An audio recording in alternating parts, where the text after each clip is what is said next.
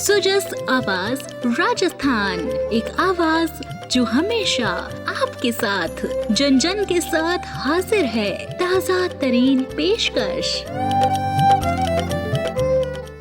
नमस्कार, सुजस आवाज पॉडकास्ट में आपका स्वागत है। मैं हूं आपके साथ अभिलाषा। एक नजर आज की सुर्खियों पर। मुख्यमंत्री और केंद्रीय मंत्री ने किया राजस्थान रिफाइनरी का निरीक्षण। रिफाइनरी के मेन कंट्रोल रूम का उद्घाटन कर किया डीसीयू और सीडीयू यूनिट का सघन निरीक्षण। राज्य मंत्रिमंडल की बैठक में हुए कई महत्वपूर्ण निर्णय। आर्थिक समृद्धि, सतत विकास और समावेशी प्रगति के लिए विकसित राजस्थान 2047 विजन डॉक्यूमेंट का अनुमोदन। विश्वकर्मा युवा उद्यमी प्रोत्साहन योजना से युवा बनेंगे स्वावलंबी। आर्थिक विकास को गति देने के लिए 2 नई भूमि आवंटन नीतियों को मंजूरी। और अब समाचार विस्तार से। आप सुन रहे हैं सुजस आवाज राजस्थान। मुख्यमंत्री श्री भजनलाल शर्मा और केंद्रीय पेट्रोलियम एवं प्राकृतिक गैस मंत्री श्री हरदीप सिंह पुरी ने आज बालोतरा जिले के पचपदरा स्थित HPCL राजस्थान रिफाइनरी का निरीक्षण किया। केंद्रीय मंत्री श्री पुरी ने मुख्यमंत्री श्री शर्मा की गरिमामयी उपस्थिति में रिफाइनरी मेन कंट्रोल रूम का उद्घाटन किया तथा इससे पूर्व केंद्रीय मंत्री श्री पुरी और मुख्यमंत्री श्री शर्मा ने DCU और CDU यूनिट का सघन निरीक्षण किया।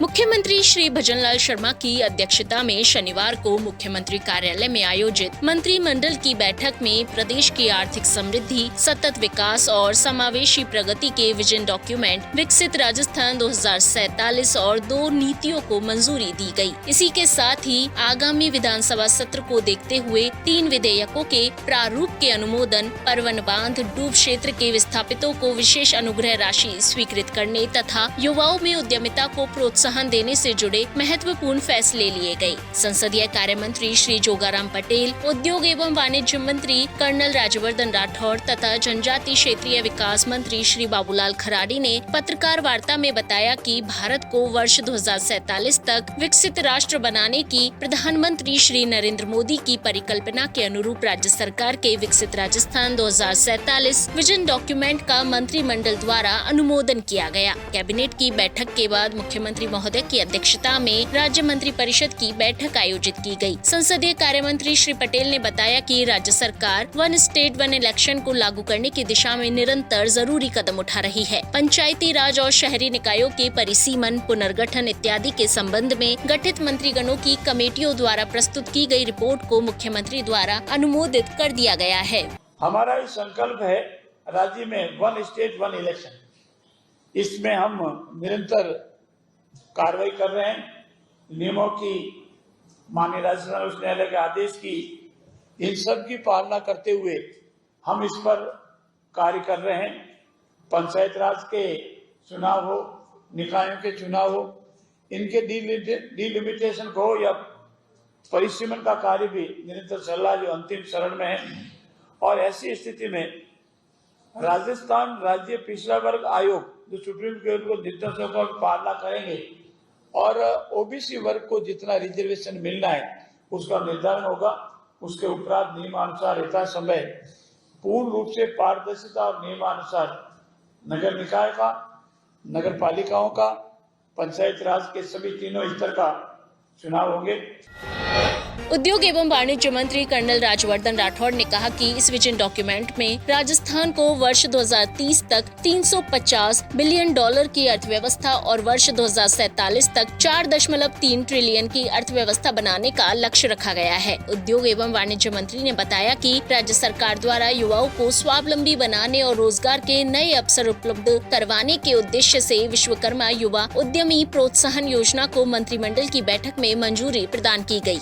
इस विजन डॉक्यूमेंट के अंदर राजस्थान वर्ष 2030 तक $350 बिलियन यानी 30 लाख करोड़ की इकोनॉमी से ऊपर इसकी अर्थव्यवस्था पहुंचे, ऐसा लक्ष्य रखा गया है। और 2047 तक $4.3 ट्रिलियन की इकोनॉमी बनने का लक्ष्य रखा गया है। हमारे युवाओं को आगे बढ़ने का अवसर मिले, इसके लिए भजनलाल जी, राजस्थान के मुख्यमंत्री जी ने आत्मनिर्भर युवा योजना के लिए एक विश्वकर्मा युवा उद्यमी प्रोत्साहन योजना को अप्रूवल दिया है। विश्वकर्मा युवा उद्यमी प्रोत्साहन योजना, इस युवा प्रोत्साहन योजना के अंदर हमारे युवाओं को अपना खुद का व्यापार खड़ा करने के लिए लोन मिलेगा, सब्सिडीज मिलेंगी। जो हमारे पारंपरिक जो उद्योग हैं उनको बढ़ावा मिलेगा। संसदीय कार्य मंत्री श्री जोगाराम पटेल ने कहा कि वर्ष 2024-25 की बजट घोषणा की अनुपालना में Rajasthan university of health sciences का उन्नयन कर Rajasthan institute of medical sciences Jaipur की स्थापना के लिए विधेयक के प्रारूप पर कैबिनेट में सहमति प्रदान की गई। एम्स नई दिल्ली की तर्ज पर यह संस्थान राज्य का एकमात्र पीजी स्तर का चिकित्सा संस्थान होगा। संसदीय कार्य मंत्री ने बताया कि नगरीय क्षेत्रों में विभिन्न उद्देश्यों के लिए भूमि आवंटन नीति 2025 लाई जा रही है। इस नीति में विभिन्न सामाजिक उपयोगों हेतु भूमि आवंटन आरक्षित डीएलसी दर की 40% दर पर किया जाएगा। उद्योग और वाणिज्य मंत्री ने बताया कि B2 बाईपास जयपुर स्थित रीको की 95 एकड़ भूमि पर Rajasthan Mandapam global capability centre IT tower का निर्माण राजस्व सृजन सह विकास मॉडल के आधार पर NBCC लिमिटेड के माध्यम से कराए जाने के प्रस्ताव का कैबिनेट द्वारा अनुमोदन किया गया। परियोजना की कुल अनुमानित लागत लगभग 3,700 करोड़ रुपए है, जिसमें 635 करोड़ रुपए की भरपाई राज्य सरकार द्वारा की जाएगी। परियोजना पूर्ण होने की अनुमानित अवधि 30 माह है।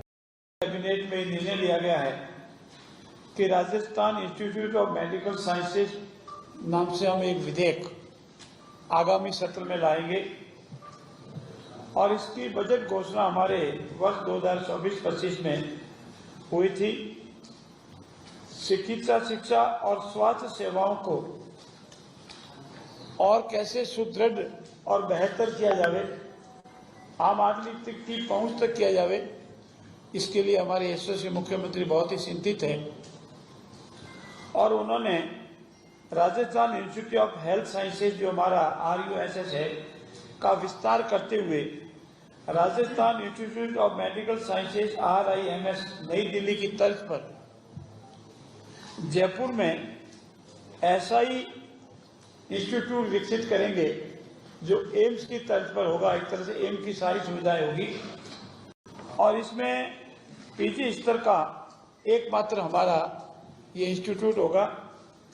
हमारे जो नगरीय क्षेत्र है, नगरीय क्षेत्रों में विभिन्न उद्देश्यों के लिए भूमि आवंटन की जाती है। भूमि आवंटन की एक स्पष्ट नीति को लेकर के कैबिनेट में निर्णय लिया है। भूमि आवंटन में पारदर्शिता हो, निष्पक्षता हो, एक स्थान पर काम हो जावे, इसीलिए ये नगरीय क्षेत्रों में भूमि आवंटन की नीति 2025 में लाई है। जनजातीय क्षेत्रीय विकास मंत्री श्री बाबूलाल खराड़ी ने बताया कि राज्य के सभी 3 डिस्कॉम में RDSS के अंतर्गत धरती आबा जनजातीय ग्राम उत्कर्ष अभियान का RDSS योजना के अंतर्गत क्रियान्वयन किया जाएगा। इसका उद्देश्य आदिवासी बहुल क्षेत्रों में बुनियादी ढांचे, स्वास्थ्य, शिक्षा और आजीविका संबंधी अंतराल को दूर कर उनकी सामाजिक आर्थिक स्थिति में सुधार करना है। श्री खराड़ी ने बताया कि परवन बांध डूब क्षेत्र में आ रहे मकानों के परिवारों पर सहानुभूति पूर्वक विचार करते हुए अलग अलग प्रकरणों में कुल 52 करोड़ रुपए से अधिक की विशेष अनुग्रह राशि देने का निर्णय किया गया है। राज्य की सभी 3 डिस्कॉम में धरती आबा जनजातीय ग्राम उत्कर्ष अभियान DAJGUA को RDSS योजना के अंतर्गत क्रियान्वित किया जाएगा। भारत सरकार द्वारा 20 जुलाई 2021 को अधिसूचित पुनरुत्थान वितरण क्षेत्र योजना RDSS के अंतर्गत अक्टूबर 2024 को धरती आबा जनजातीय उत्कर्ष ग्राम उत्कर्ष अभियान DAJGAU प्रारंभ किया। इसका उद्देश्य मित्रों जनजातीय क्षेत्र में